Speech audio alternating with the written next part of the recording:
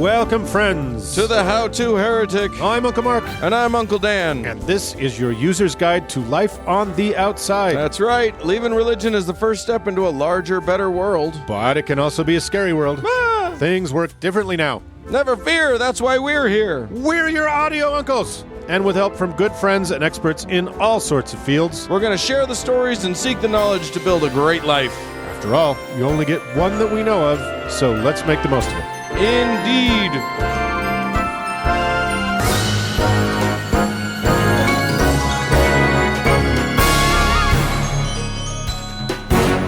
Well, Uncle Dan. Yeah, what? What did I do?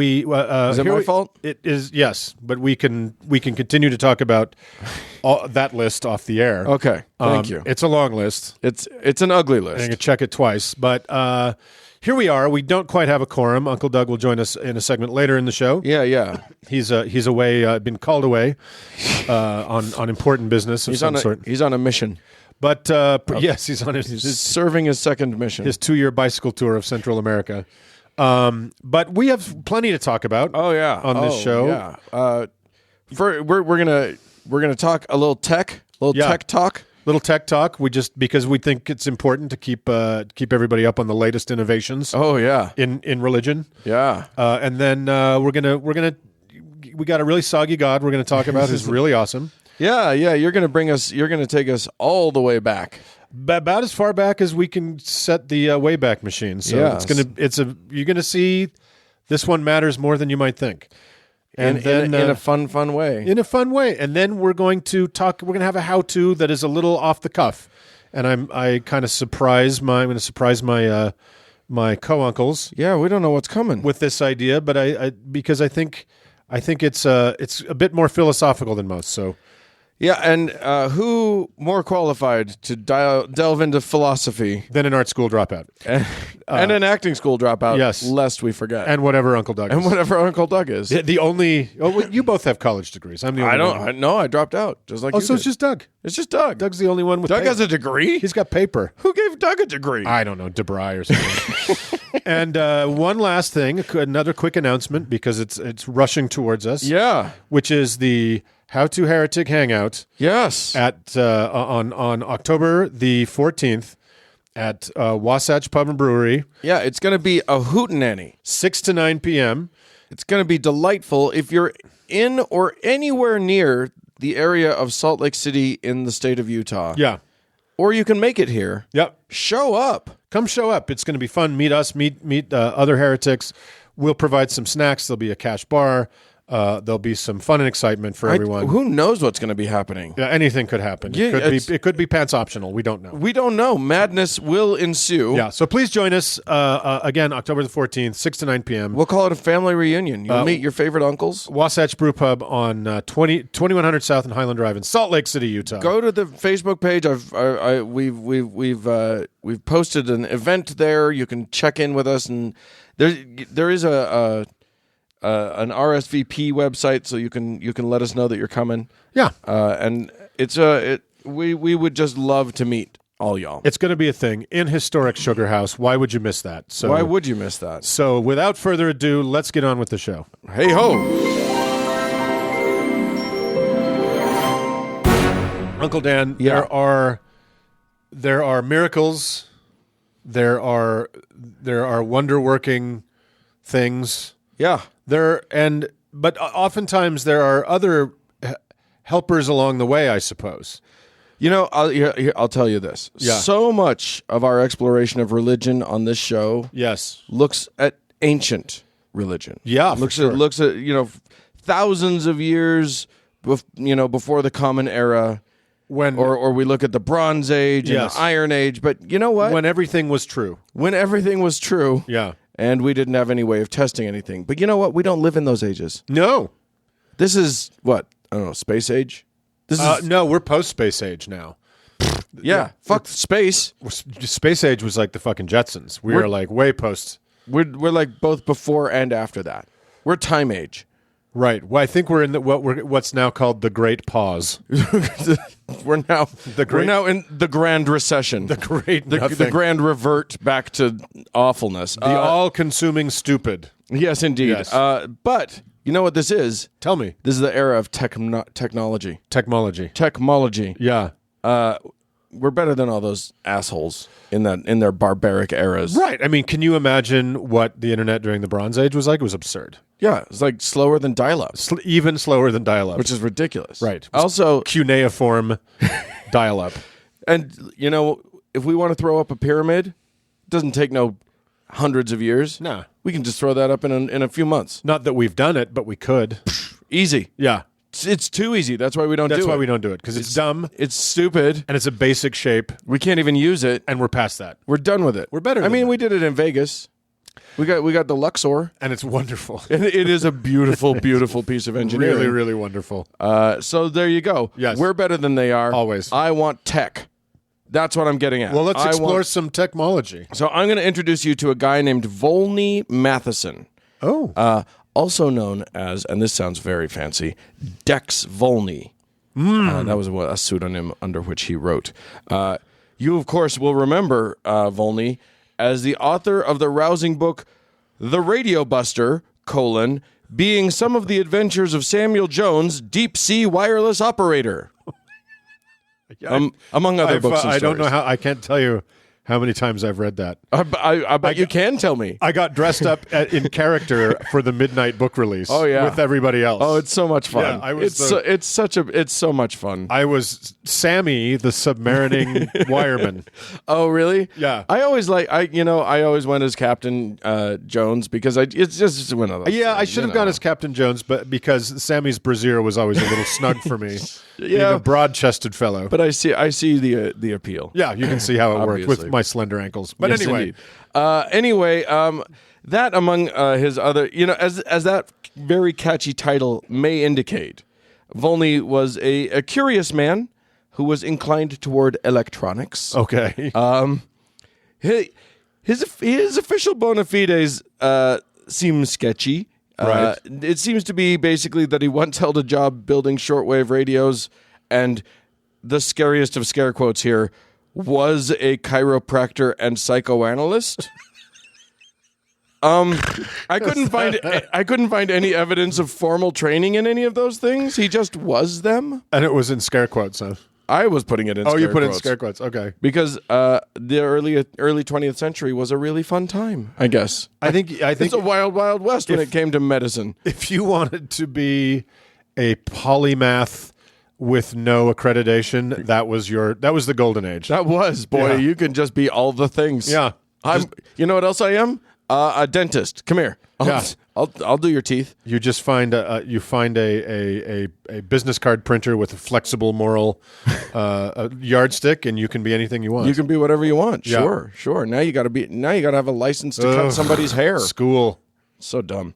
Anyway, Matheson, he described having sat in on a lecture in the year 1950 by a fellow uneducated psychoanalyst enthusiast. I'll give it to you in his own words, in Matheson's words. I'm wondering if I can guess who this is. But I bet you can. I'm going to hear you out. But yeah, please do. Yeah.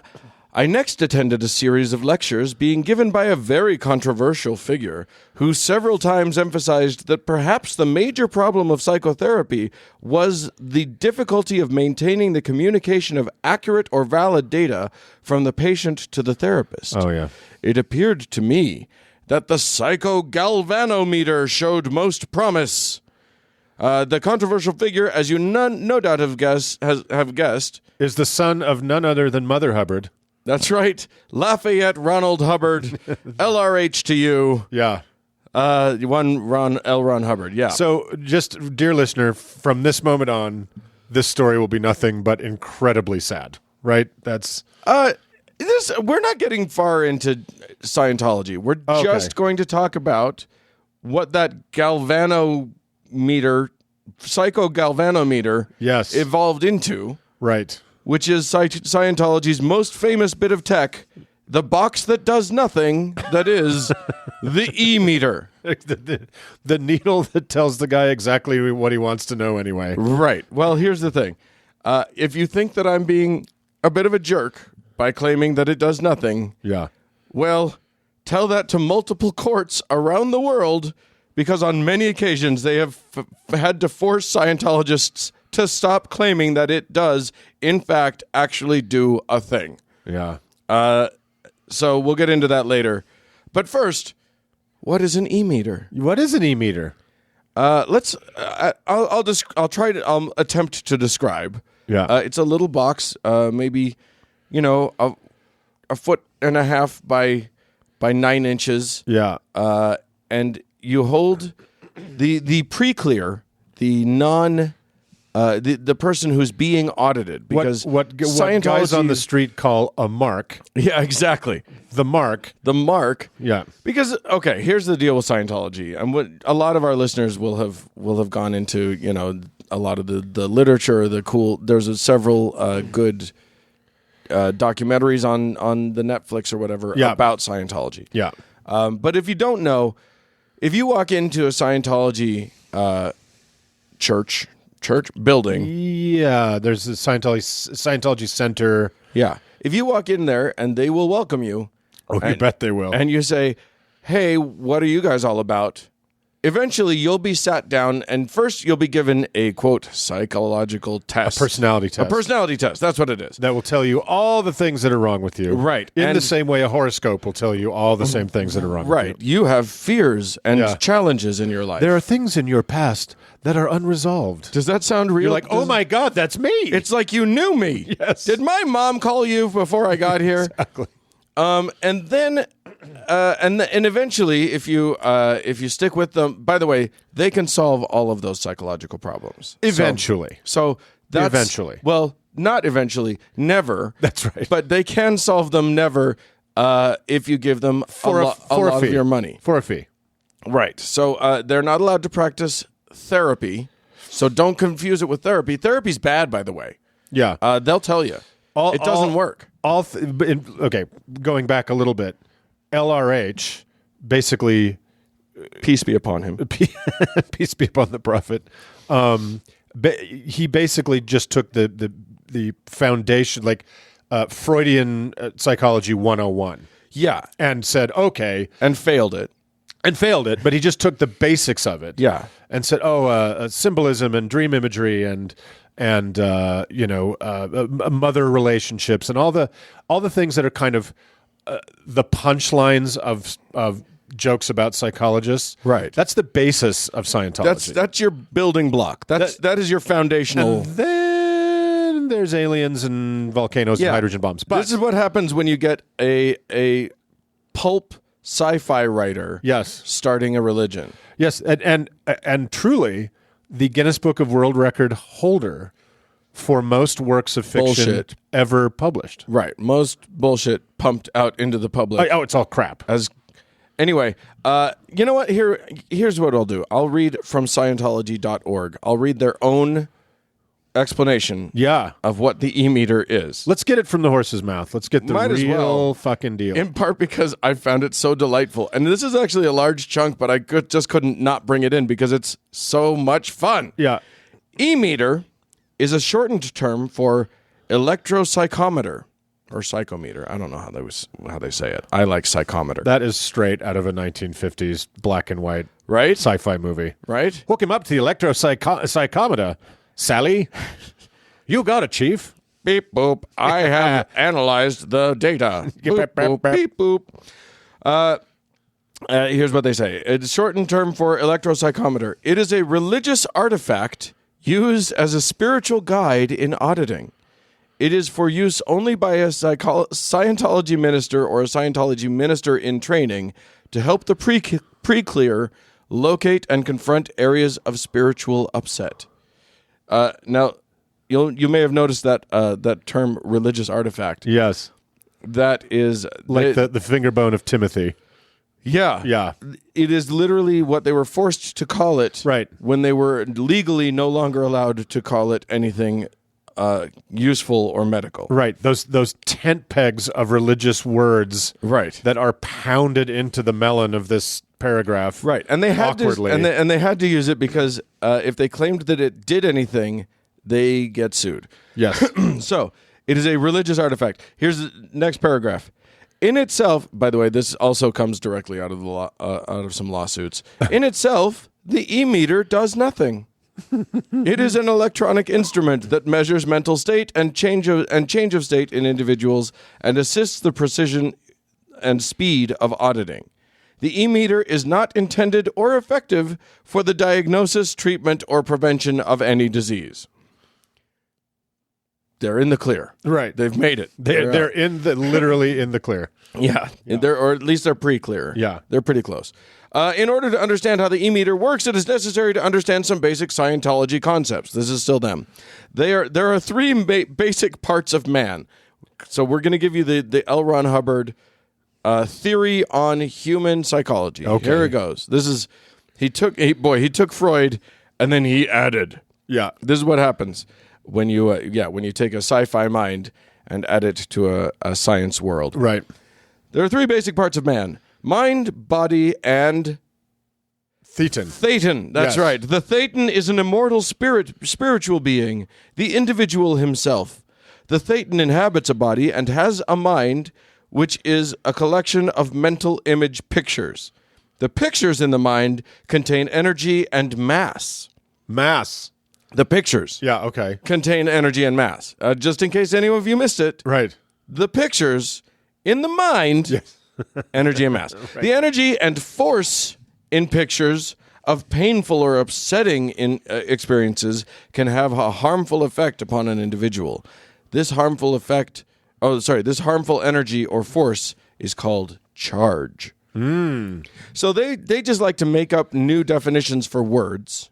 Yeah, well, in typical quackery, they take words, other than thetan, which is based on the Greek theta, but they take scientific words like mass and energy, and they just kind of rewire them to mean whatever the fuck they want them to mean. So it kind of has the veneer of science-ness. It sure feels science-y. Yeah. Scientology. Scientologistic. Yeah, exactly. Yeah. Obviously, everything that I just read is true. Obviously, Thetan's all. Why would L. Ron Hubbard lie?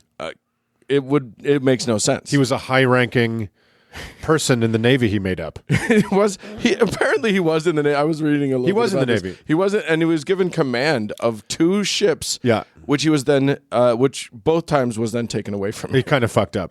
Yeah. 2 little cruisers. Yeah. Anywho, obviously it's all true. The only way you can get rid of painful or upsetting pictures, of course, is with the counseling offered by a Scientologist minister who will quote-unquote minister who will quote-unquote audit you for a lot of quote-unquote money. They do not actually call these people ministers. They're called auditors. But they are ministers of the church. They're official. Here's the thing. On paper. They have had to overlay religious words on all of this stuff because he never intended for this to be a religion. But when he realized that the only way that he could practice it without getting sued and having everything taken from him was if he called it a religion. Yeah. So he called it a religion, started using words like ministers, because he wanted to, He kind of co-opted a version of the crucifix. Jesus appears nowhere in their literature. That's not even a He thing. is their Jesus. He's basically... Pretty much. He is the sort of the... He's the Muhammad of... He really is. Yeah. But it's like... I think he overlaid a whole bunch of stuff on. What he wanted to do was be the inventor of a revolution in psychological research and psychological help for people. And he also wanted to get rich. And when he realized that practicing medicine without a license is, a crime, he just did it under the guise of religion, and ta-da, no longer a crime because because we're that stupid.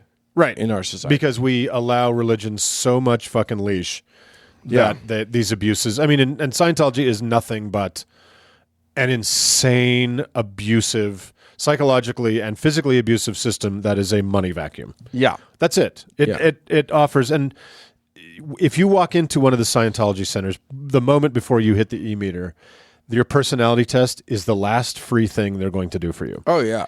Everything else from... soup to nuts is a fee-based service. You will be told to buy books. You will be told to do this, that, and the other. And if you say no to any of it, You're just denying your own clearness. Auditing is there's a pretty high cost per hour, and it takes hundreds of hours to get to each level of auditing. It's just a complete scam. It's a total. I mean, you would have to pay a real therapist for every hour of their time. True. So, but is a real therapist going to ask you to hold 2 soup cans while they look at a wiggly speedometer? And we should get to that. Yeah. Here's what this machine is. Yes, the pre-clear. It looks like, first of all, the modern cabinetry of this machine looks like a dispenser for feminine hygiene products in a nice restaurant bathroom, right? I mean, it's got a needle that sort of moves on a dial. Yeah. So that you can watch it and see what's happening. Yeah. The dial does not have any numbers or anything. It is just Oh, really? It just has it's literally just like a wedge shaped thing, and it's got a couple of actual knobs Like an old speedometer. It's just but no numbers. Yeah, exactly. So the pre-clear holds, as you said, basically 2 soup cans. Originally it was soup cans, right? Metal cylinders. Yeah. And this device sends a tiny, tiny amount of electricity through, and and basically what it does is a thing called it does monitor electrodermal activity, Like galvanic response, right? which is basically your the sort of little bit of electricity that's running through your body that's discernible through your skin. Yeah. This is also a technology that's used in polygraphs. Yes. In certain versions of polygraphs. It is not reliable to tell you anything. Right. And, we could get into polygraphs too. Those are probably bullshit. Also, Yeah, in Going Clear, in Going Clear, they describe the e-meter as half a polygraph, yeah. right? And It's probably a third of a polygraph. yeah. So at best, it's half as reliable as a fully unreliable Technology. Exactly. Right. All this basically does is monitor some change in the electrical sort of things that are going on in the body, and it doesn't. There's no nuance to this thing. You hold the cans. The person adjusts one of the dials until the needle's in the middle, Yeah. and then if the needle moves right or left, they know something. Right. Something has happened, Yes. and then they interpret that. You have a pulse. or In fact, I don't even. It doesn't measure heart rate. it doesn't measure your heart at all. Yeah. No, but your body does respond and all of your nervous system is electronic. So little electric things do happen in your body. You do respond to stimulus if somebody asks you a very uncomfortable question, which is what polygraphs do register. Right. If they register increase in heart rate, they register, I think, skin temperature or something like that. And this galvanic this response. But you know what? This actually measures several different things: impedance, resistance, all of these things, and it doesn't parse that out at all. All it does is a needle goes one way, a single needle, or it goes the other way. Sure. It tells you nothing, and that's what all of these lawsuits have. I'm sorry, I beg to differ. What it tells you is how many ancient beings that were dropped on Earth from DC-3s from space by the galactic overlord Xenu into volcanoes that he then blew up because dropping you into a volcano wasn't enough to kill your spirit. He blew up the volcanoes with hydrogen bombs, and those souls clinging to you are why you drink too much. That's what it measures. Thank you. All it makes is sense. All it makes is sense. It's the easiest thing in the world. When you break it down like that, it's actually super obvious. Yeah, it's pretty funny that a prolific pulp science fiction writer who told the guys in the pulp science fiction writing group, including Isaac Asimov, said the only way you can really get rich is to start a religion. He said that to Isaac Asimov. Yeah. Right? And that later, in the 1950s, which was the heyday of pulp science fiction. Yeah. And lots of great stories come out of that time. Sure. But of course, it was a fertile ground for the idea that technology could solve spiritual problems. Yeah. Right? Well, and here's the thing. I'm going to actually give this much credence to LRH. Yeah. I get why you would want a device that could help a therapist or could help someone Right. determine like the truth of what their patient. Because here's the thing: if you're a psychotherapist, if you're a psychoanalyst, and someone's sitting in your chair and they're telling you something, hard to know what's true, what's real, Right. what's made up. It's hard. You've got a task ahead of you. Right. And if you had a way when you ask the question that's going to get to the truth of a thing, Right. if you had a way to see because a person can mask a lot. Right. Visually. We're all very clever. Right. So if you could see, oh my God, his heart rate just spiked. Right. Or his temperature just went way up or whatever, his breathing just increased. Right. When I asked about his dad, nothing happened. When I've hit on something. When I asked about his mom, X, Y, and Z went crazy. Yeah. Let's go down that road or whatever. Or let's be careful around here. I could see how that could be a very useful tool. If it was real. If it actually was interpretable. Right. But many years of testing and trials proved that that's not the case. Right. This does not help anything. However, that's only in the world of science. In the world of religion, this is the only way to clear yourself of all of those scary, scary mental pictures. Yeah. That are actually just artifacts of as you say, the many different criminal thetans that were volcanoed into your body. Yes, in 200 trillion years ago or whenever it was. It was. But yeah, it is really, what it really is an instrument of authority and trust, right? Oh my God, this person knows how to use this thing to get into my deepest, darkest secrets. It's right. How is it different than a tarot deck and a tarot reader that way? Yeah. How is it different than crystals or a good astrologer can get? I mean, it's a cold read. Essentially, it is a cold read. Yeah. You sit down with a psychic and they say, "Oh, well, you tell me about your mother." Yeah, and if you respond, they go down that road, and if you don't, then they don't. And these guys just have a needle wiggling at them, right? That gives it the sort of the air of science, an imprimatur of, oh my God, this is real. Correct. Right. So it's just an advancement of a cold read shell game. The device itself has not advanced since the 50s much at all. Yeah. It literally, the basics of it looks a little nicer. Yeah. But the basics of it are exactly the same thing that they've been using since the 50s. And in fact, I think the most powerful arm of the Church of Scientology, there's the Sea Org, which is kind of the clerical class, but I think the most powerful part of the organization is the division of religious technology. And I think that's what David Miscavige was now was the number 2, now is the current wee petite king of Scientology. I think his platform shoes. He's still kind of a number 2, but he is a bit of a number 2, but he's number 1. But he's the number 2 in the whole organization. He was the head of religious technology, so that's a title you can have. Yeah. In Scientology, which should tell you everything you need to know. Right, because it's not like they use other tech. This is it. This is basically as far as their tech goes.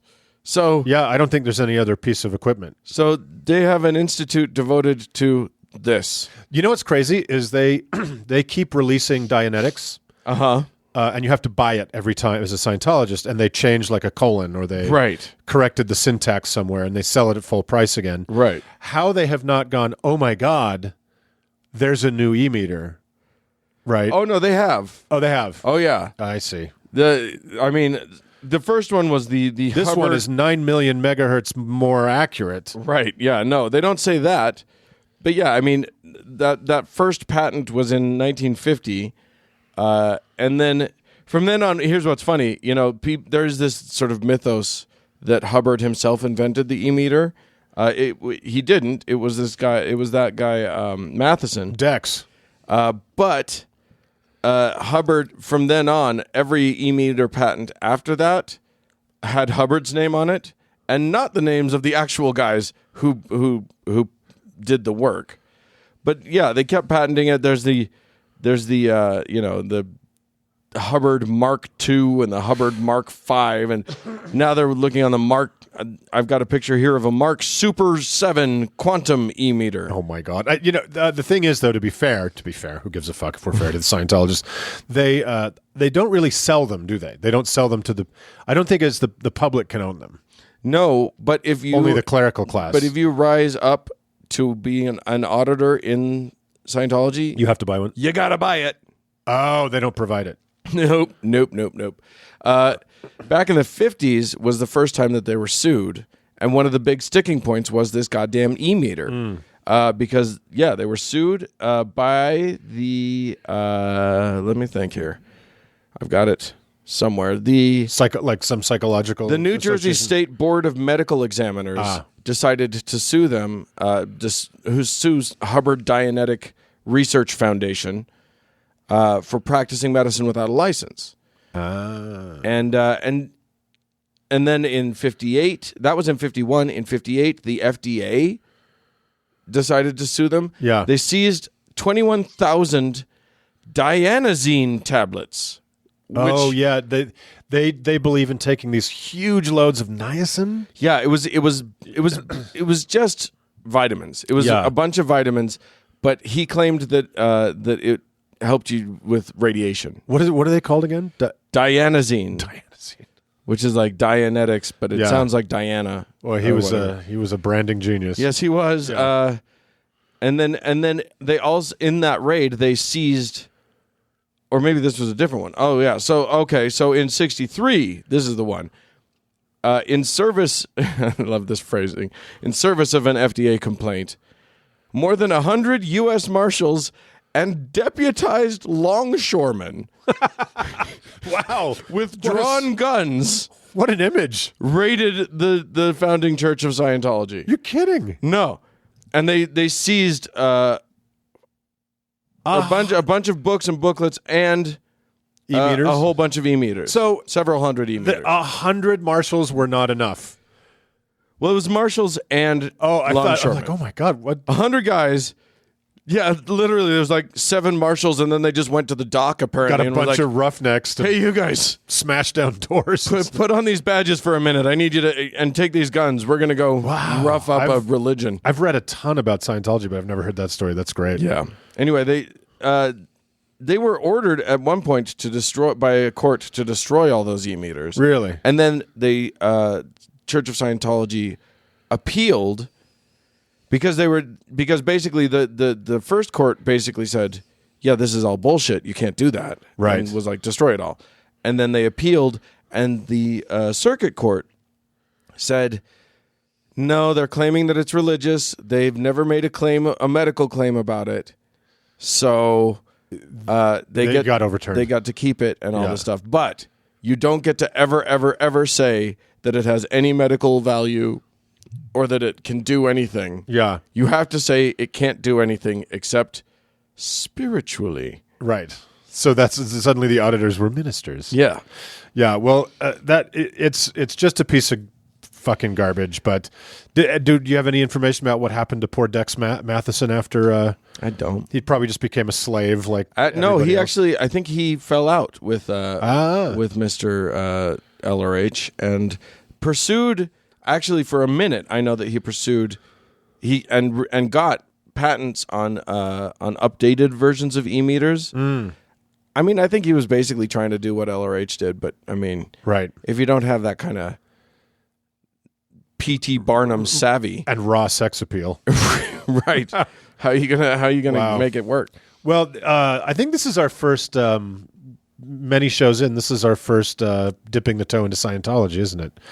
Maybe it will not be the last time because there's plenty to talk about. Oh my God, it's a deep well, but it's also fairly well covered, which I think is part of why we haven't wanted to go. Also, they're highly litigious, so they're not as much as they used to be. Well, now it's all out there. Yeah, I think their backs are pretty broken at this point. Yeah, so praise Xenu, But yeah, we'll talk about LRH in detail another time because we will. He's just a whole kettle of fish. He is a can of worms. But the Joseph Smith of the American 1950s. So, and boy, yeah, what a peach he was. What a peach. So, all right, well, that's the e-meter.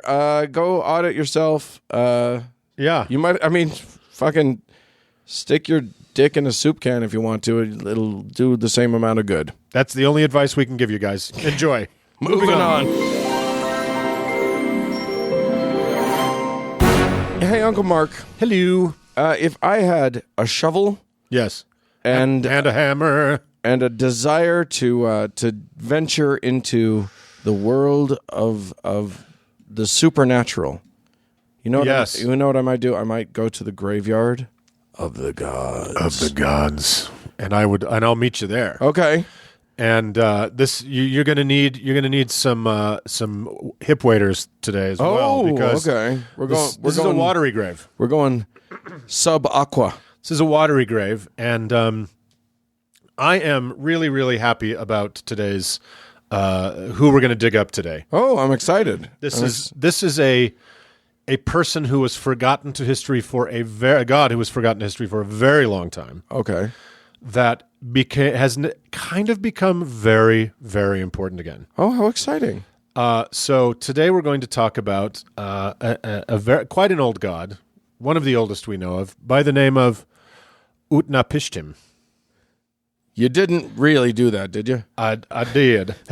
Are you familiar with that name at all? Utnapishtim? Utnapishtim. No, I have no idea. Well, you're going to find out that you're a little bit more familiar than you. Oh, really? Yeah. So this is an exciting one. So we first meet our hero Utnapishtim in what is considered the oldest intact long form story thus far found anywhere in the world. Oh, The Epic of Gilgamesh. Gilgamesh, yeah. A great, fantastic story. So, and for those of you who have yet to take your prerequisites for any bachelor's degree, the Epic of Gilgamesh is a long-form poem from the third Sumerian dynasty. It doesn't rhyme very well. From the great rivers, great river region of what is now Iraq. Yeah. So the oldest evidence... Mesopotamia. The middle. The middle of the river. Of the Potamia. Yeah. Which is famous for Potamias. Yeah.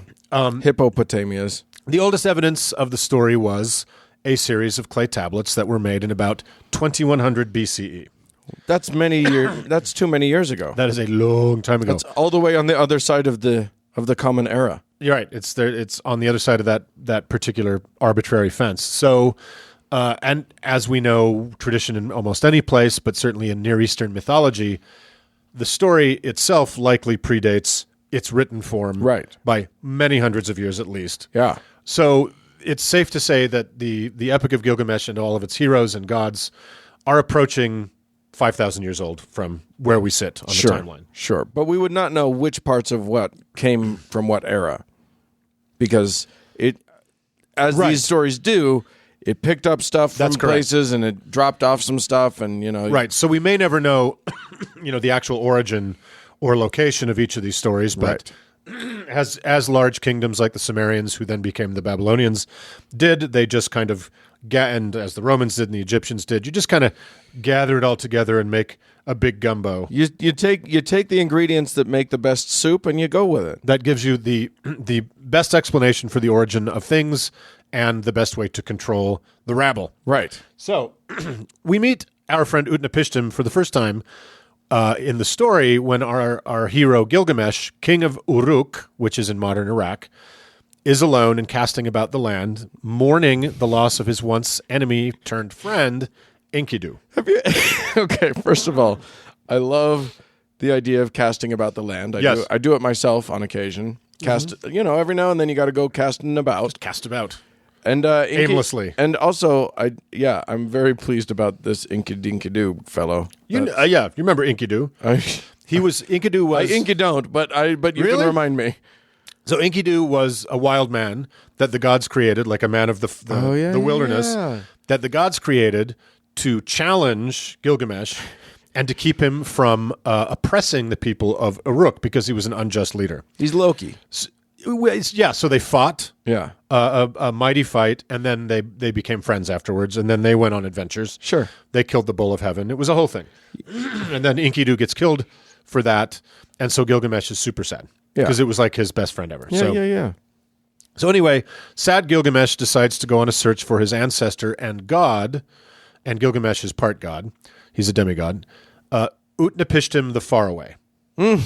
So Utnapishtim the Faraway lives at the mouths of rivers and has the secret to eternal life, which the mourning Gilgamesh is suddenly very interested in for obvious reasons. So Gilgamesh finds Utnapishtim and his wife living at the fabled mouths of rivers. They converse, and Utnapishtim shares his story. Wait, are these the mouths of several rivers, or is this a place called the mouths of rivers? It's like a legendary place where all the mouths of rivers are. All of the rivers share a single mouth? Apparently. Okay. Well, multiple mouths, they just are proximate somehow. Okay.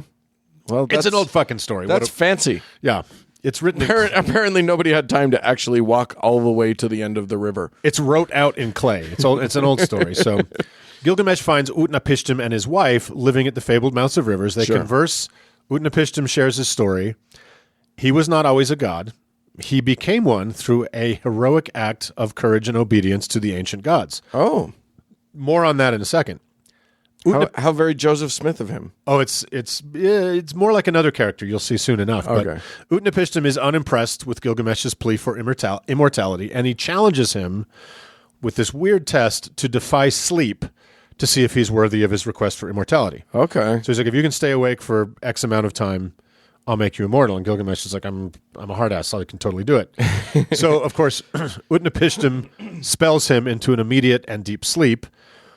And then I remember reading this in college. I'm like, wow, this is such a weird technique.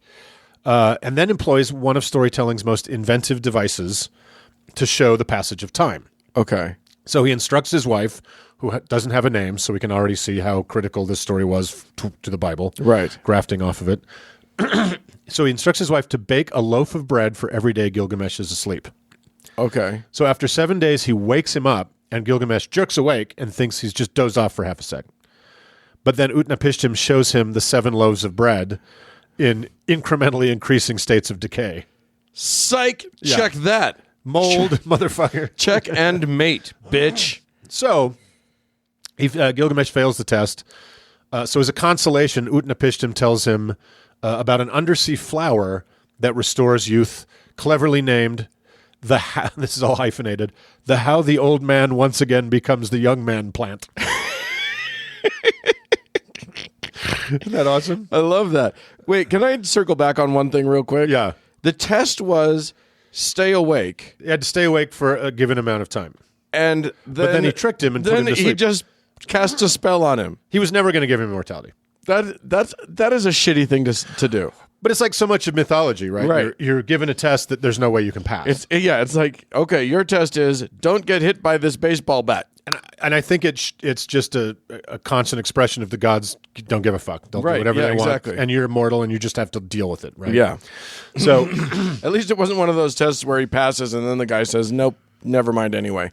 anyway, Gilgamesh goes under the ocean. He gets the flower, but he's going to eat it. But he foolishly stops to rest in a spring, and the flower gets stolen by a snake. So, like we were saying, classic of the form, his vanity and arrogance that he should get eternal life is rewarded with failure and disappointment. So, so far, so good. Yeah. But also so dumb because this is not how the old snake stays and becomes a new young snake again plant. It is old man becomes a young man again plant. snakes are just greedy. Snakes are dumb. Snakes are super greedy. Go find your own plant. If they were smart, they'd have arms. So, this isn't a segment about the demigod Gilgamesh. Weirdly, he's 1/3 god, so I'm not sure how that division works, but whatever. Well, do your ancestry.com. You'll figure it out. But rather, it's a segment about the once man, now fully god, Utnapishtim. Mm-hmm. So recall I said he did something heroic and was rewarded with godhood and obviously eternal life. Yeah. This is about what he did to deserve such rewards. And this is good because I think we can all do this if you want to.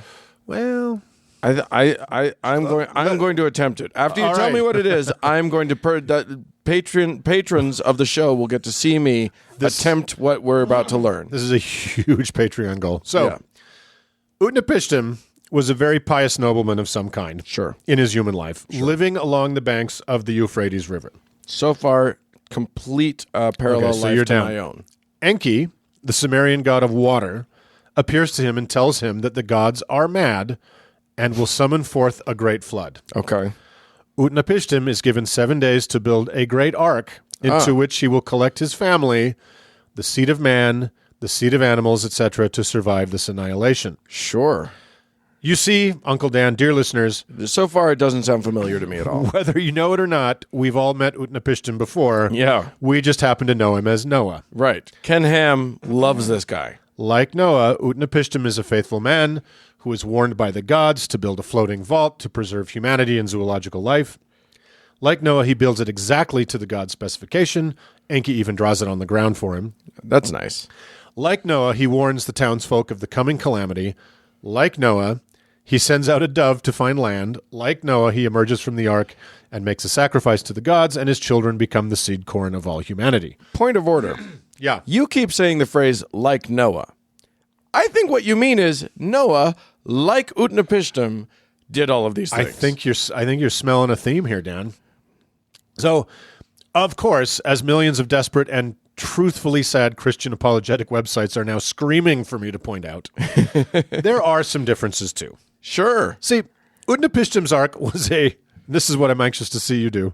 Utnapishtim's ark was a 200 by 200 by 200 foot cube. It was the Borg. It was a fucking Borg ship, not a barn on top of a giant wooden barge, as we all know Noah's ark literally was. Right. Utnapishtim was only adrift for 12 days. Uh-huh. Not 40. Not nearly the perilous 40 days and nights, and that drives me crazy, as if that's not just fucking assumed. Right. As, the thing that separates the days into countable units. That was padding for space. 40 days and nights. Well, no shit. Yeah. They stopped flooding every night, and they went back home to bed. They had a word count that they needed to meet.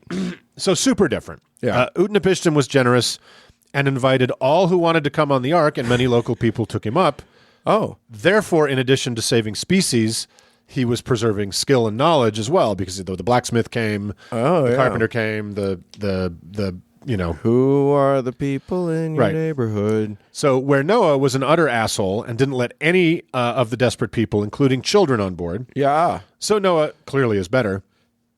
Also, Right. Utnapishtim's dove could not find land, so he sent out a raven, which did, whereas in order to seem original, the Noah story edited out the raven. I mean, Noah's super original dove found land, so No, Noah sent out a dove originally that didn't find land, and then he did it again, but it was just another dove. Right. So basically, all he did was the same story, but replaced raven, second bird, Right, with a blackbird. with another dove. Right, so not even the same narrative universe as the Utnapishtim. Totally different. It's like Marvel and DC. Like, how could you even compare them? Come on. So Ridiculous. most importantly, the fucking clay tablets that the Epic of Gilgamesh are on are hard evidence that Utnapishtim's legend predates the original texts of the Book of Genesis by a minimum of 1,000 years by the most generous scholarship. Okay.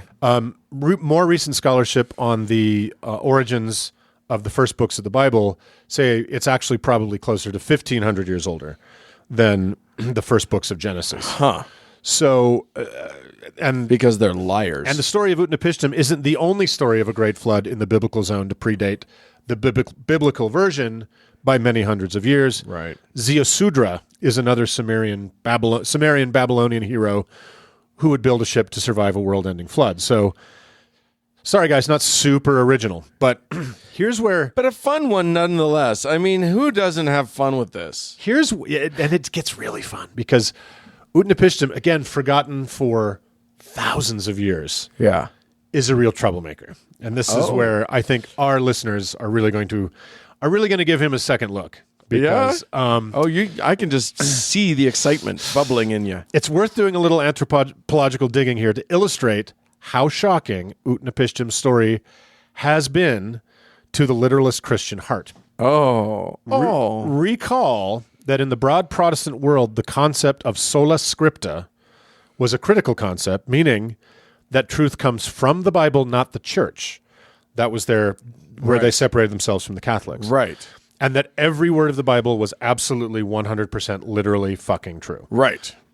Because they didn't know how to read back then. And it was one of 4 books, right? So if we harken back a second, the 19th century was an incredibly bad one for Christians, when in reality, it should have been a golden age. Yeah. They were as happy as clams in a record-breaking high tide, oppressing women, owning other human beings, invading dusky nations, killing half their people and stealing all their shit, just as their inerrant Bible very much approved of them doing. Yeah. They were riding high, baby. It should have been good times, but dang it, the irrepressible curiosity of the human mind, something our good Christian forefathers had spent centuries very much trying to repress, had reached peak irrepressible by the early decades of the 19th century. This witchcraft called science could not just be burned or beaten down fast enough, and it started to make life very complicated for biblical literalists, who at the time was everybody. Yeah, it's tough, man. It grows on you like a rash. That desire for actual knowledge that can be a little knowledge is a dangerous thing. Can be verified and stuff. Since its early codification, and long before the 16th century Council of Trent, almost every Christian believed the Bible was not only true in a spiritual sense, but was 100% true in every other sense, historically, scientifically, etc. Yeah. Most believed it appeared intact as an original, the Old Testament, and then a sequel, the New Testament.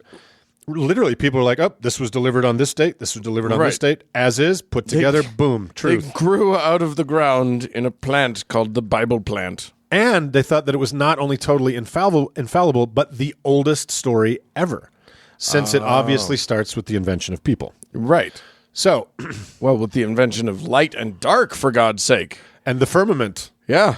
And the vault of the stars. It predates writing. That was this writing. Probably the most amazing week in history. Yeah. Those really strong week. Yeah, everything's slowed down since then. So, the emerging fields of geology and paleontology were starting to lay waste to the absurd calculations of the Irish Archbishop James Ussher, who had concluded after carefully reading the Old Testament for clues that the Earth was created on October 23rd, 404 BC. Right.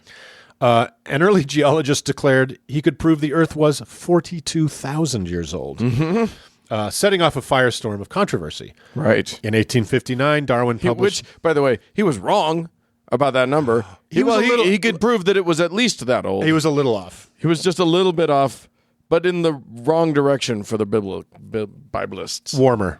Yeah. He was warmer. So in 1859, Darwin published The Origin of the Species, and while that did not immediately carpet bomb the Christian world with the full force of what we now understand is the factual theory of evolution by natural selection, right, it was scandalous because it proposed something other than God's capricious will in the natural world. Right.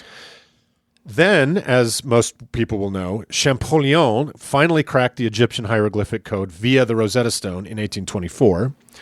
And a couple decades... You mean them pictures weren't just pictures? No, they were. There's more than just pretty pictures. That's weird. In the cartouches was actual meaning, and then a couple decades after that, for our purposes, the even more critically important deciphering of Sumerian cuneiform occurred. Mm-hmm.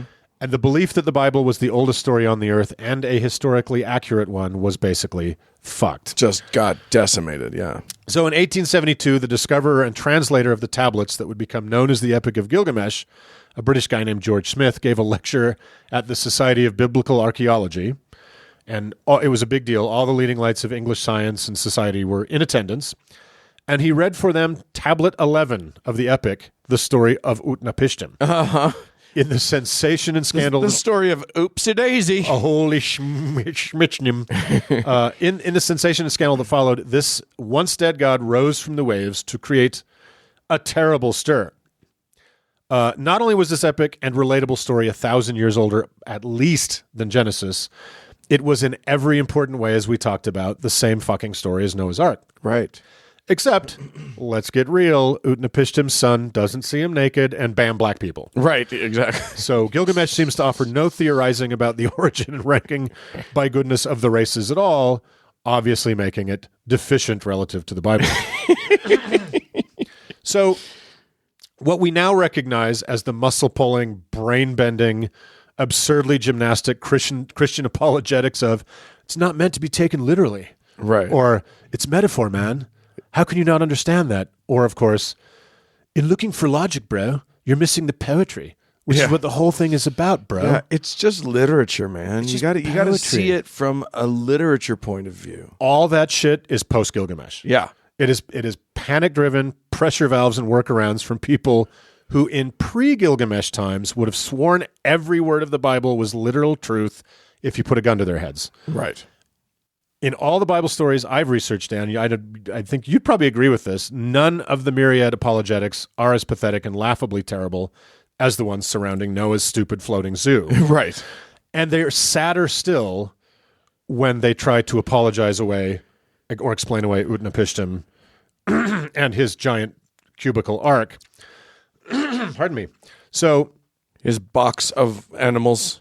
So they're stuck up a flood without a rational paddle to defend this giant wet mess. So let's all give a tip of the hat to Utnapishtim.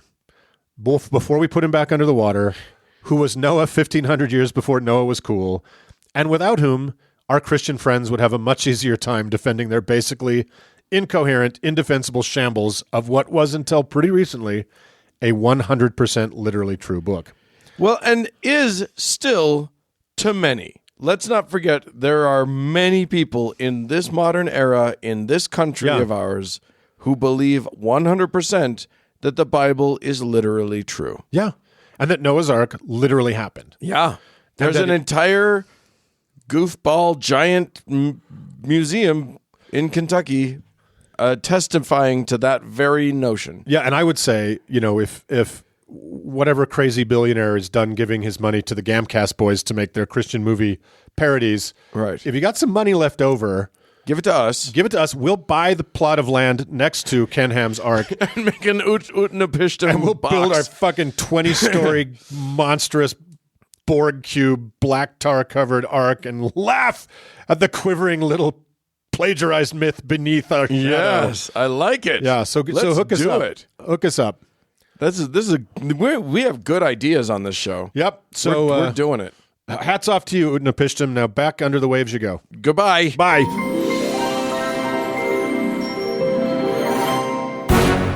Uncle Dan. Yes, sir. We are so fortunate. Are we?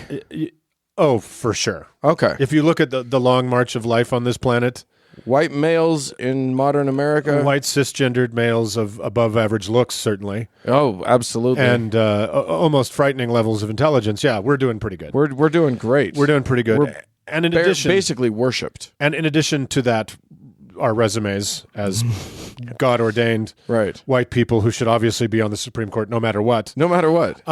We also you're gay, so you're out. Because gay guys never rape anybody.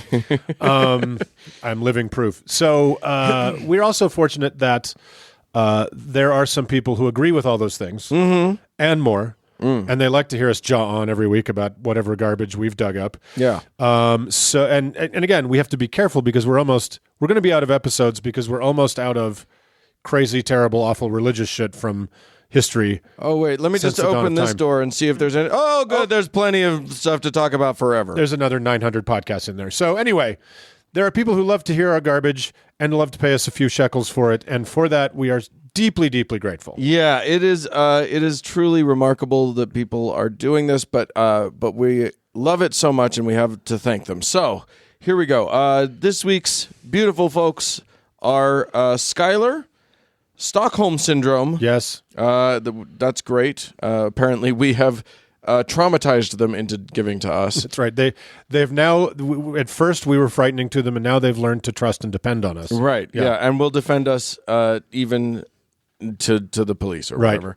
And Jennifer, Ellen, and Jesse. Yes. Dear friends, we love you guys so much. Thank you so much for contributing. Indeed. So these are the people who are giving. If you appreciate the content provided to you, and don't want to, and are glad to know that e-meters aren't going to be the saving grace of your life, then you can also become a patron of the show and feel like a lord in the feudal times. The only holy technology you need is the Patreon button on the How to Heretic website. Right. So go to there and then click that thing, and then you can sign up. If you go to howtoheretic.com, you can sign up to be a patron of the show and keep us going for weeks to come. Yep. And even if you can do that, or if you can't, please go to iTunes or any place there is a 5-star rating just hold the button down till any multiple of 5 is achieved. Yeah. With 59 digits. So give us 5-star ratings. Mostly what that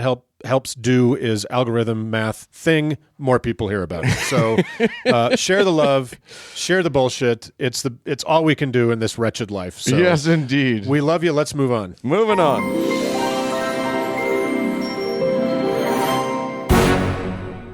Uncle Dan, Yes, sir. Uncle Mark has a surprise for us. Yeah, you and I, Uncle Doug, do not know what's coming. No, I rarely do. We're oblivious people. That's right. But we're gonna dive in. We're gonna get back to as the Utahns say, our roots Our roots here, and go for a how-to with a tall glass of milk. melt And a pillow. and a pillow.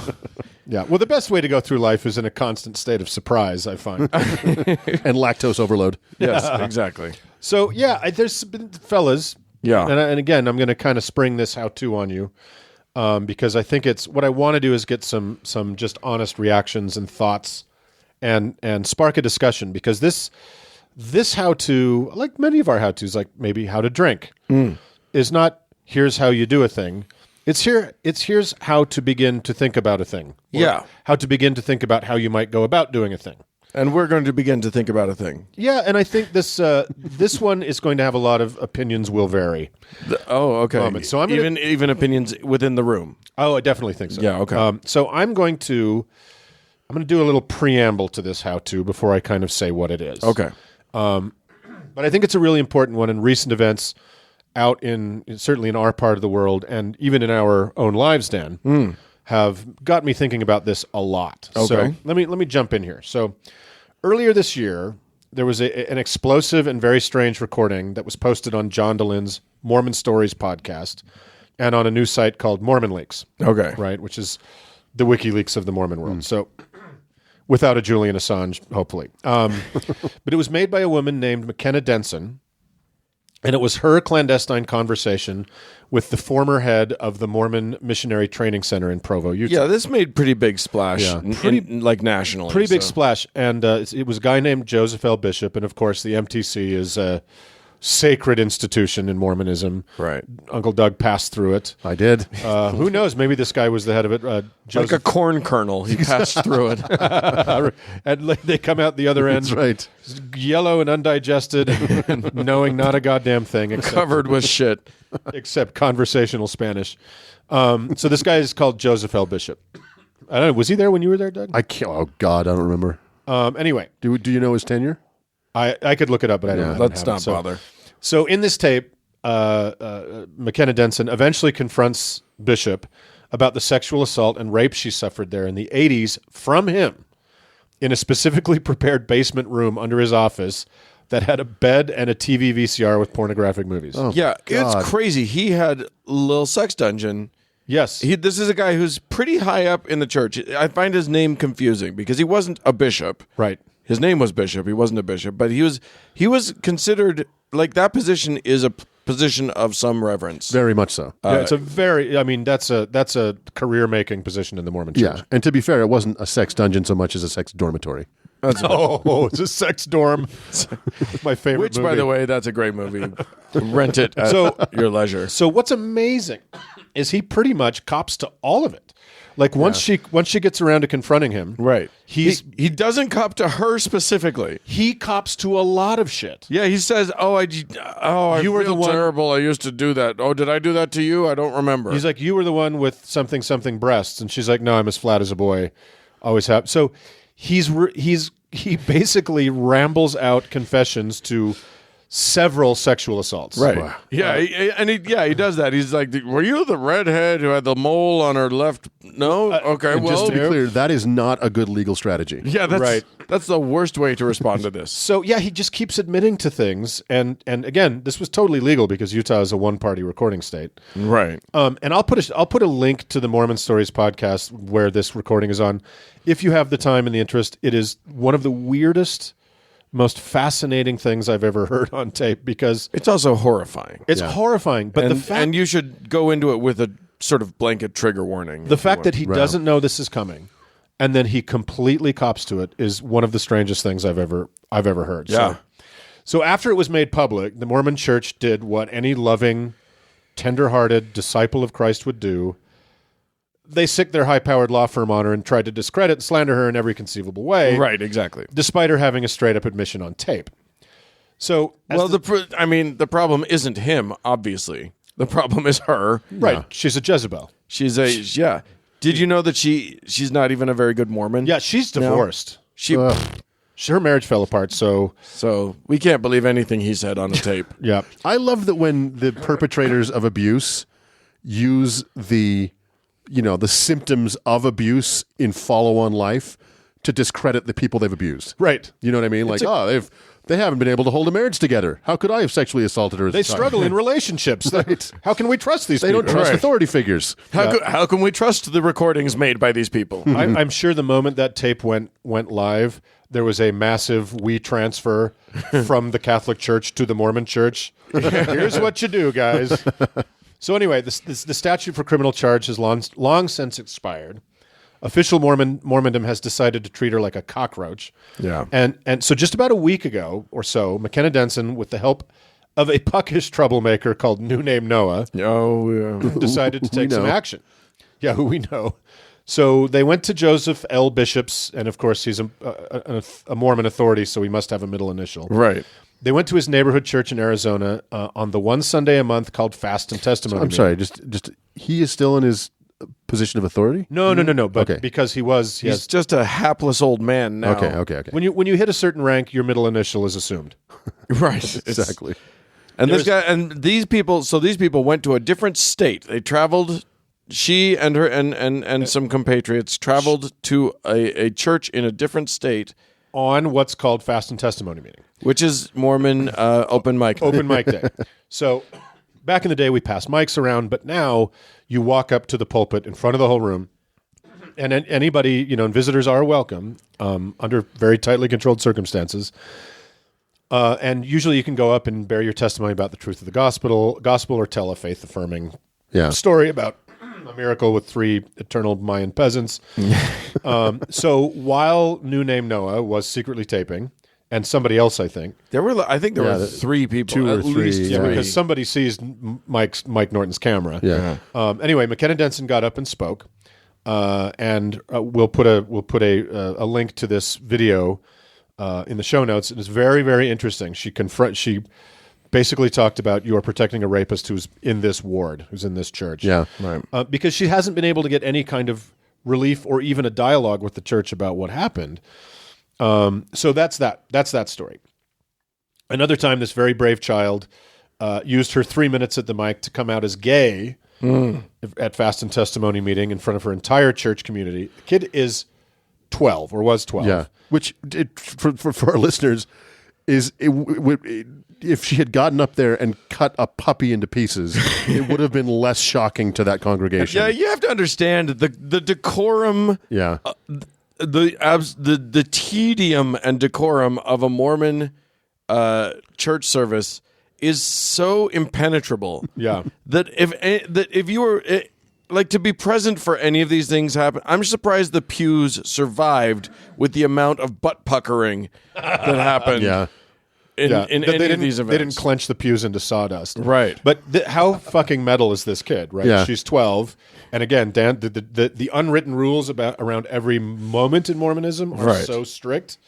But, 12-year-old, I was a 12-year-old gay kid, and I was not remotely in the galaxy where there was enough courage for me to muster to have done a thing like that. So, Right. They cut her off, of course. Which they do. And refusing to recognize the incredible courage of this child to do what Absolutely. she did. So kudos to her. Just a little point of order. There's the microphone has a turn-off switch next to the bishop. Yeah, the bishop in his chair. In his chair, Can like just flip a Captain switch. Kirk Yeah. can turn off the microphone. And in the case of McKenna Denson, there's always a couple of men who may decide to put their hands on her without permission. Yeah. Which It is interesting. Mormon men are so taught that their authority is real. Yeah. That it wouldn't. What's funny is that we now are in a time when a man just manhandling, and what an appropriate phrase, a woman is not okay. But these guys, that wouldn't even occur to them not to grab a woman. And the fact that she was talking about non-consensual contact. Right. They just get up and go ahead and grab her. Yeah. Like, you will watch the tape. You will. Yeah. And she's like, you are assaulting me. Yeah. They grabbed her like an unruly drunk at a bar. Right. And by any modern legal standard, I would agree that they were physically assaulting Yeah. her. They didn't beat her up, No. but they grabbed her. So other people have used this once monthly open mic event to bring up things like Mormons don't want to discuss coming out as a kid, sexual assault. A burning topic these days is the practice of face-to-face interviews between adult Mormon lay clergy and teen and preteen kids in worthiness interviews that often involve sexually explicit interrogations. What can be boiled down to as masturbation shaming. Right. Also, Mormon bishops are chosen out of the community to serve for a few years and have zero training in counseling, pediatrics, etc., etc. It's just old creepers asking 12-year-old children what they fantasize about. So, being required to ask children what they're fantasized about. right, but there's no limit on what they can ask, really. Right, but there are explicit rules about you have to ask. Yeah, you these can't questions. demur from asking about masturbation. No. Right. So, adult survivors of this practice have described lives of crippling shame, suicide attempt, self-hatred, etc., etc. Blah, blah, blah. So, Yada, Same yada, old, yada. same old, same old. right. And a couple of those guys have stood up in front of, and again, they've been taped standing up in fast and testimony Yeah. meeting and using that microphone in that audience to make a statement. Right. So another way this particular topic is being challenged, the child interviews, is by a guy called Sam Young, who's an active Mormon and a former bishop himself, who's conducted a hunger strike outside of Mormon headquarters in Salt Lake City, challenging the church leadership to come meet with him about ending this dangerous and useless practice. Naturally, they've refused and have instead summoned him to a hearing for excommunication. So that's nice. Yeah, yeah. It's, basically, the biggest sin you can commit as a Mormon and as a member of almost any religion is to challenge the authority of the people who are in charge of that religion. Yeah, it's far worse than child rape or abuse. Talking to a kid about their masturbation is nothing. Right. But confronting that practice is a big deal. As we have discussed in graphic detail on this show, on our past shows, shooting the messenger is very much a Mormon article of faith. So let's not. Lastly, let's revisit the troublemaker I mentioned earlier, new name Noah, who you doxed earlier. Well, he's revealed himself. Yes, he has. Yeah, he has revealed himself as Mike Norton, a former Mormon himself. Mike became disillusioned with Mormonism for a lot of reasons. But as he once explained to Uncle Doug and I, it really hit when he sat down with several official versions of the never-changing, totally perfect, and inerrant Word of God, the Book of Mormon, and was staggered by the major differences between the versions. Right. So, and Mike, if you're listening, you may correct me if I'm wrong, but it seems like some of the timing when you started doing this might have had something to do with Mitt Romney's run for the presidency. But Mike made it his mission to puncture the sanctimonious Mormon bubble of secrecy that are the sacred Mormon temple rituals. Right. Mike's a pretty relentless character. He figured out the gaping And weaknesses. he's got balls of brass, I gotta say. He's quite a character. And he figured out the gaping weaknesses in the Mormon temple security, faked up an ID or two with a ruler and a pencil, and cleverly hiding his iPhone in a necktie or a book, he managed to film... Or an oxygen tank. Yeah. Wait, let's not reveal all of his secrets. Right. But anyway, he just did a very low-tech approach to this thing and just walked right into the temple. He's pretty much filmed all of the rituals, I think. Yep. Yeah, they're all, and he's put them all onto YouTube. So if you're interested in boring yourself to tears, you can actually see the entirety of the Mormon temple rituals. Prepare to be disappointed. Although there are these moments of like cuckoo bananas, Right. like sort of built into it. Yes.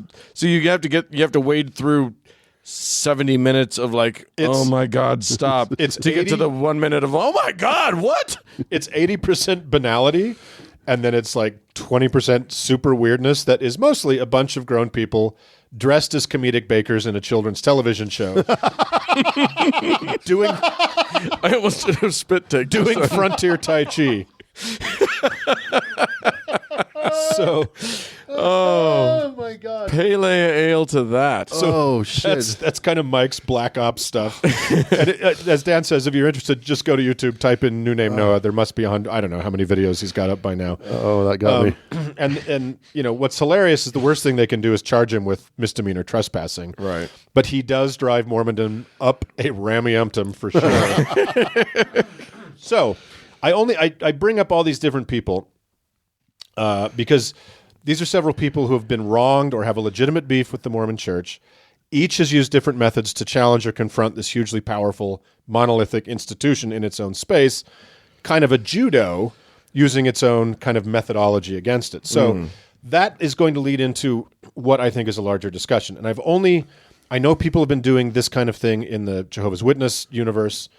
I know they've been doing it in against some in Catholicism, against other institutions that refuse to be held to account for their crimes. So the how-to I want to delve into today, and I think this is where opinions may vary, is how to, when to, if to confront Your church. your church. Wow. How to, when is it appropriate?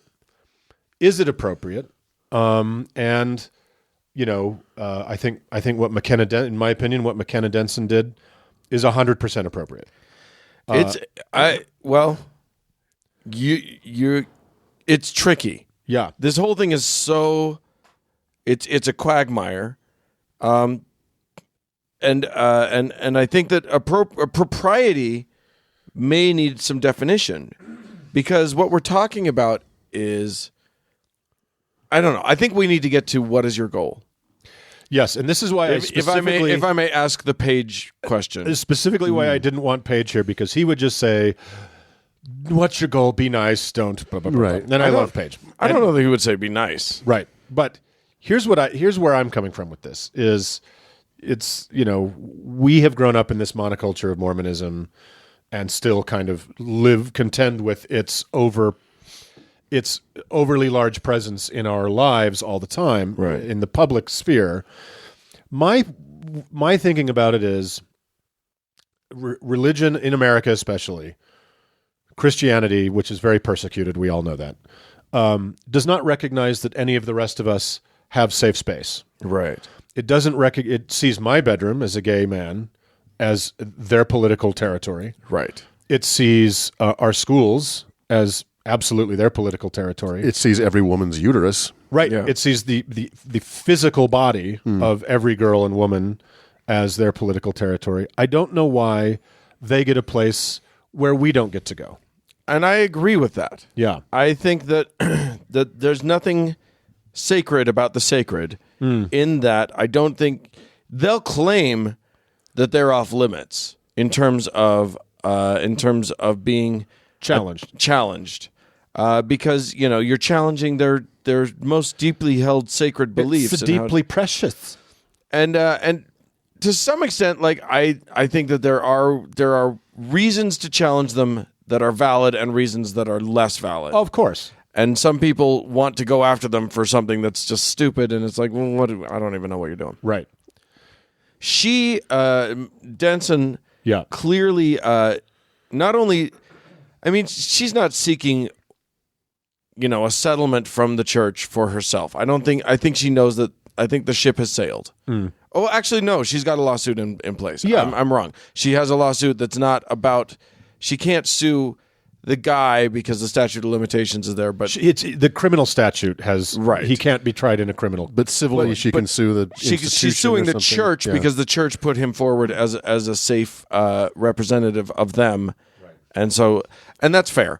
And I think also it came out. I can't verify this, but it came out that maybe she's part of a group that's trying to shoot a documentary about abuses within the church.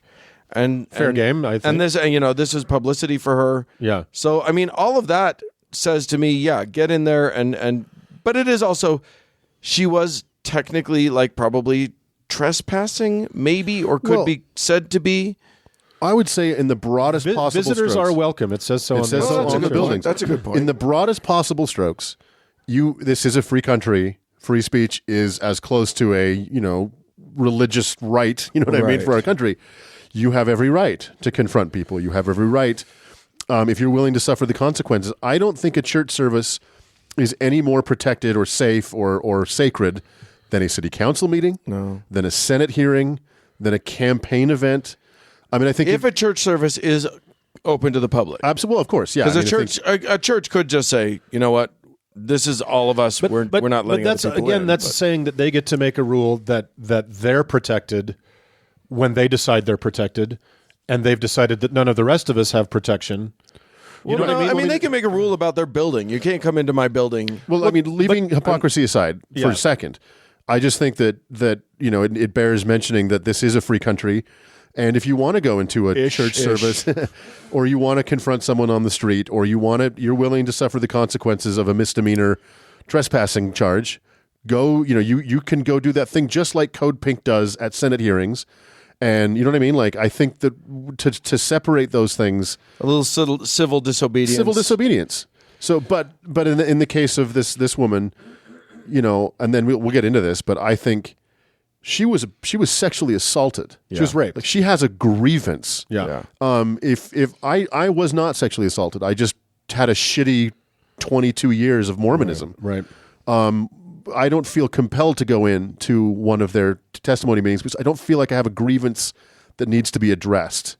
I can try and put myself in her shoes and be like, you're going to hear me, you sons of bitches. You're going to hear me. Yeah, I mean, I think that there are a lot of people, and apparently this has been blowing up on ex-Mormon Reddit pages, and we need to make this about more than just a Mormonism, but we're just using this as an entry point, into the conversation. Exactly. But there are a lot of people who have been filming themselves going up because Mormonism has that unique thing where every month they have that open mic night, and people go up and you get the mic, and people have been going up and saying, you know what, I found out a bunch of disturbing things about this church.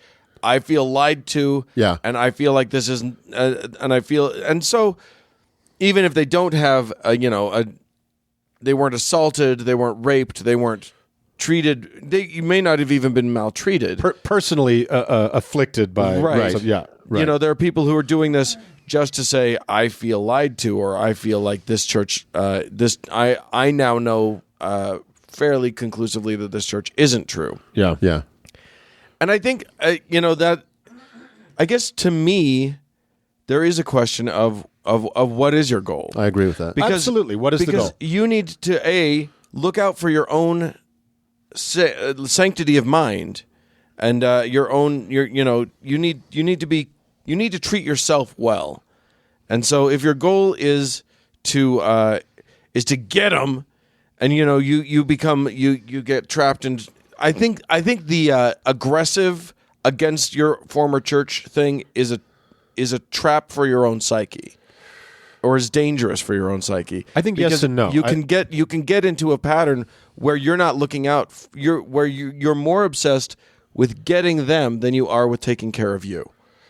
Well, right, but I think it's not. I think that oversimplifies that getting them it's not necessarily revenge. I think in I'm attributing some motivations to McKenna Denson, and I certainly see what's happening with Sam Young, who's having the hunger strike. Yeah. He's trying to prevent further harm, right? And I think part of her motivation may be doing the same thing. Probably, yeah. And absolutely. I think that's an incredibly appropriate.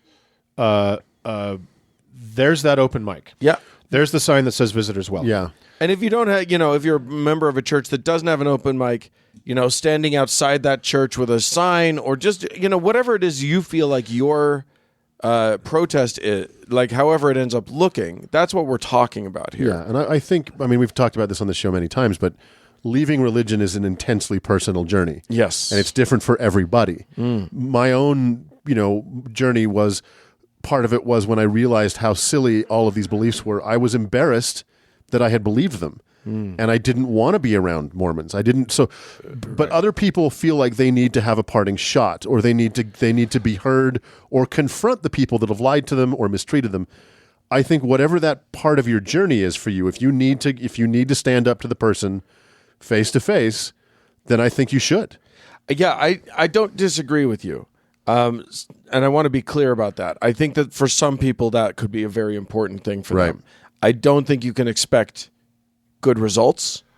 I don't think you no. can. I agree. I don't think you can, but I think oftentimes it's like coming out of the closet. It's declaring yourself. Right. I think oftentimes it is incredibly important that you have that stepping stone of saying, this community that I was part of, that I gave so much to, that maybe I got something from, but I gave so much to, I'm now in this space where I don't believe it's true, or I have been hurt, or I am, you person have caused me harm.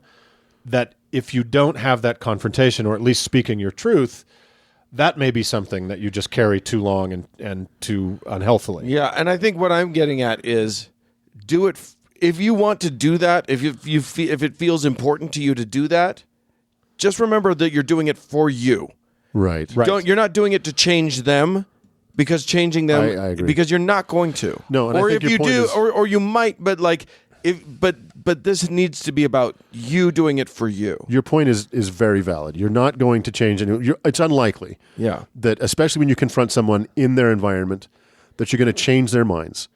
I mean, you could argue that maybe you lay some doubt in other people's minds, but it's unlikely you'll have a good outcome. You will burn some bridges. Yeah. You will probably sour some relationships. And you have to consider that. You have to consider that. Yeah. If you're willing for those bridges to burn, then do your thing. Yeah. But And remember, they're not going to be there anymore.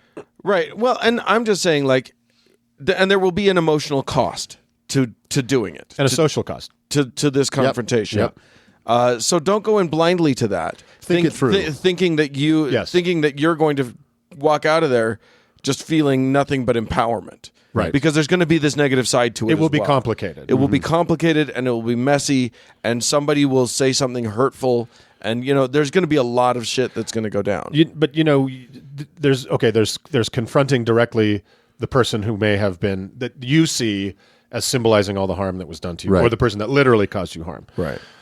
A guy got up in another fast and testimony meeting and said, laid out his Mormon bona fides, and then began to talk about things, non-Mormon listeners, like the Book of Abraham, and where the doubts began to kind of come into him. He wasn't a personal victim of an event. Right. But he wanted to express, as you were saying earlier, some of the doubts.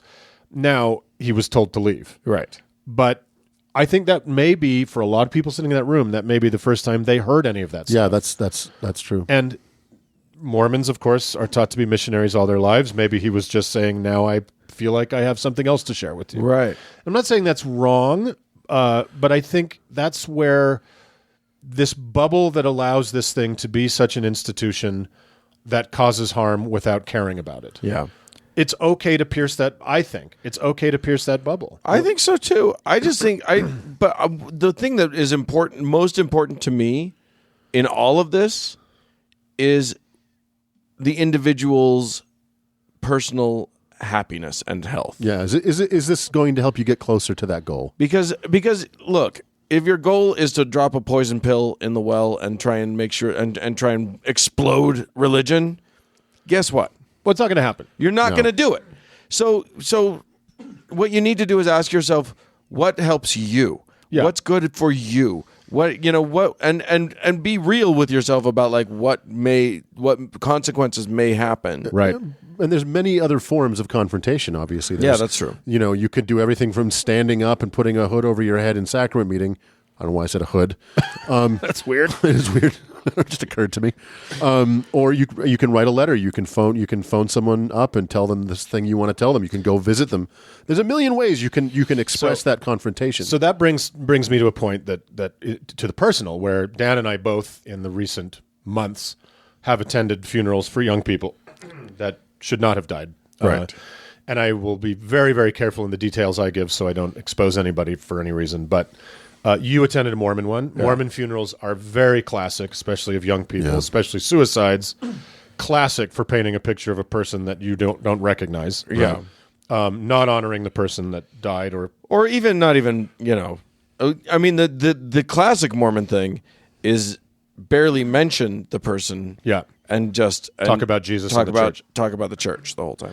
So I attended a non-Mormon Christian service of someone who died very, very terribly. It was not a suicide. And the person conducting the service took some incredibly egregious liberties, as far as I'm concerned, with claiming to know things about the last moments of this person's life that were, of course, impossible to claim and using it to sell Jesus at the end of it. Right.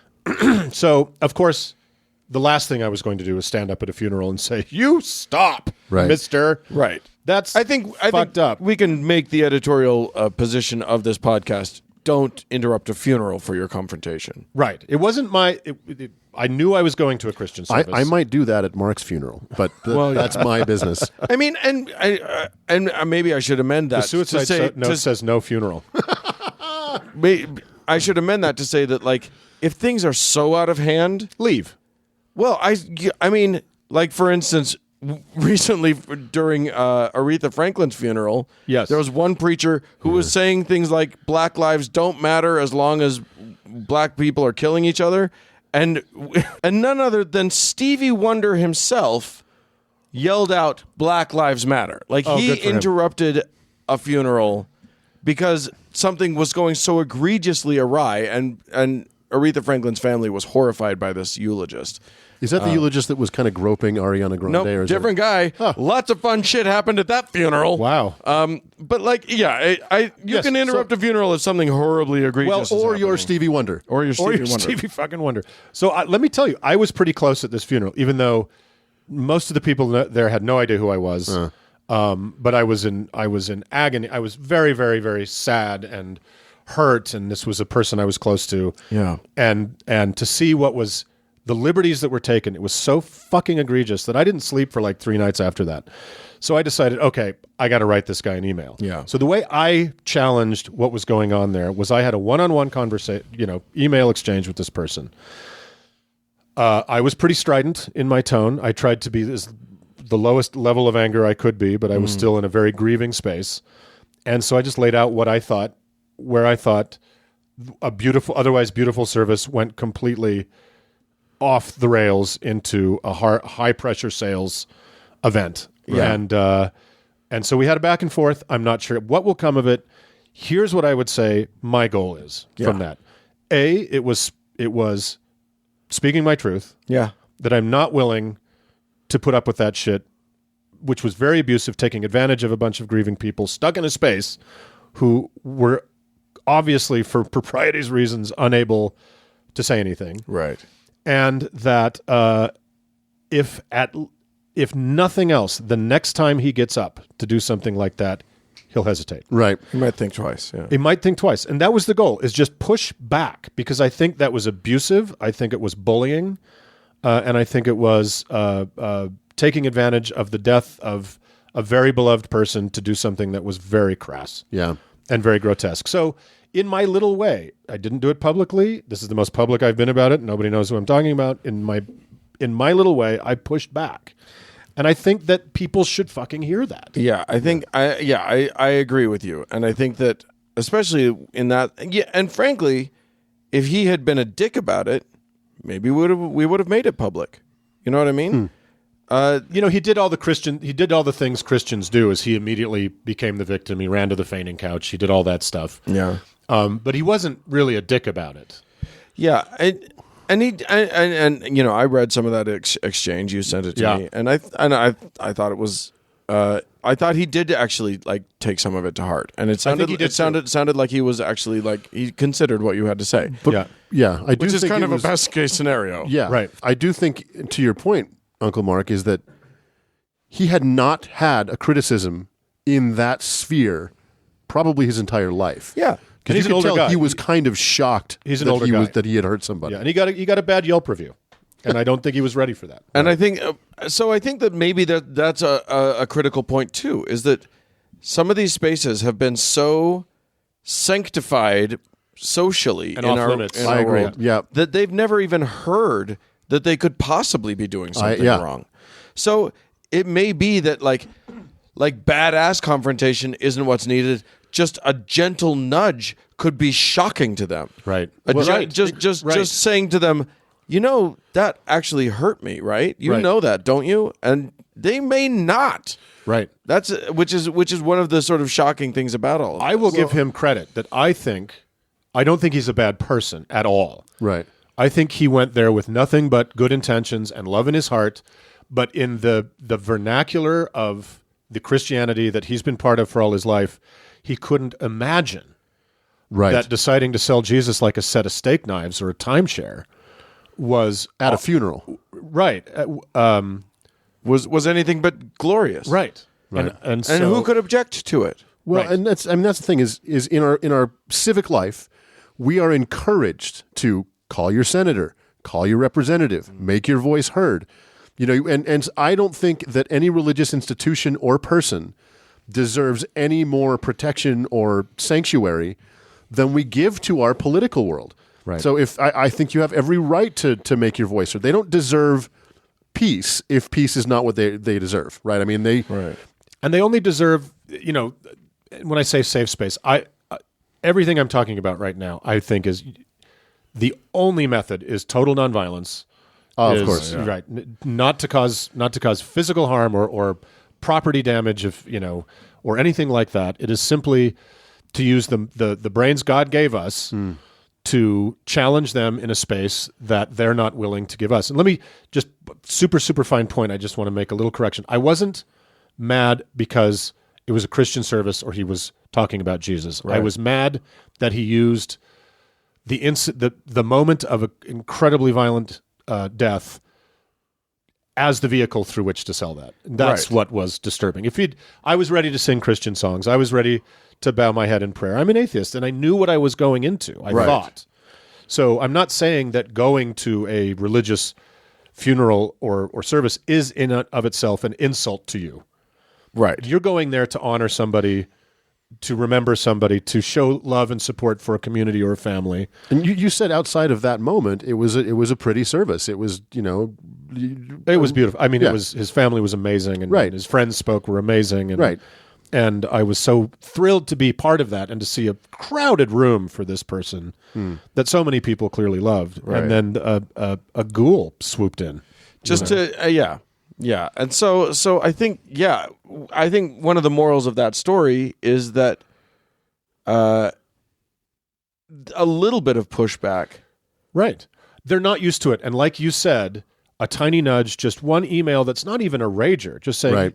"Hey, man, that was my grandpa's funeral. His favorite song was X. You wouldn't let his granddaughters play that song because it's not a Mormon song. Right. Yeah, I know. That's Ugh. fucked up. And I think don't appreciate You have a that. bad experience in a restaurant, you write a review online. You have an issue that matters to you, you call your senator.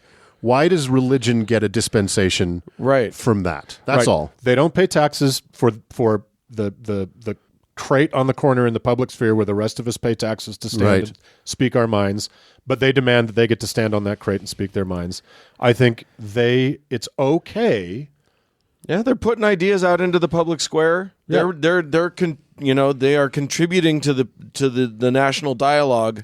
They're not immune. They're combatants. from the consequences of that, or from the what happens. They're willing. when you do that. They're willing combatants in the culture war.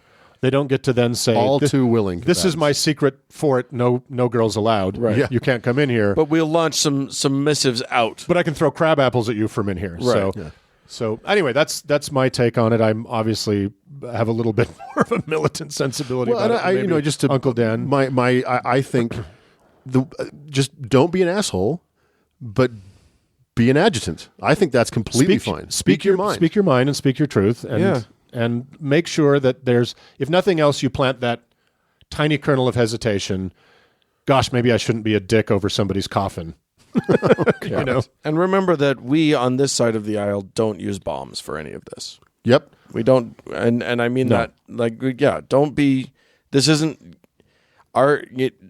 Yeah. Don't burn shit. Don't vandalize shit. Don't, Use the peaceful tools that we all have available to us. Because here's what will happen is especially in this country, Christians, the most powerful, taken in mass, the most powerful group in this country, already have a persecution complex. Yeah.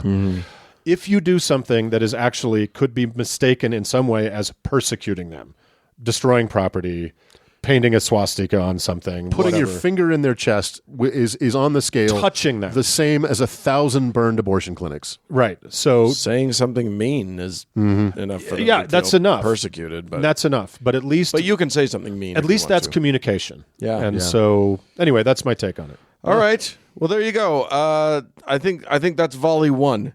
in a conversation that may end up happening more later. Who Yeah, knows? pipe in and let us know. Send us an email or something and let us know if your opinion on it, or if you've done this in an artful or inartful way. Yeah. I'd love to hear about it. Yeah.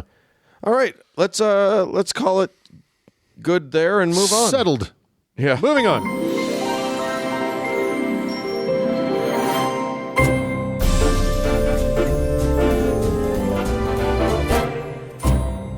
Well, friends, that's it for this week's show. Yes, if you'd like to suggest a better shape for a boat to carry all of mankind's future and the animals, please send us an email, howto@howtoheretic.com. Or if you got a can in both of your hands and it's a little hard to send an email, you can leave us a voicemail at 903-88-HOW-TO, which is 903-884-6986.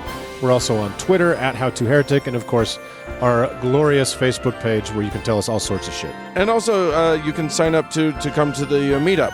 Yeah, please do come to the meetup. We want to see your faces. Don't forget about that. Hey, thanks so much again once more to our patrons. And thanks to Cody Layton, who you will meet at the meetup for editing the show. Yes, and thank all of y'all, dear friends, for tuning in. Bye-bye, friends. Bye.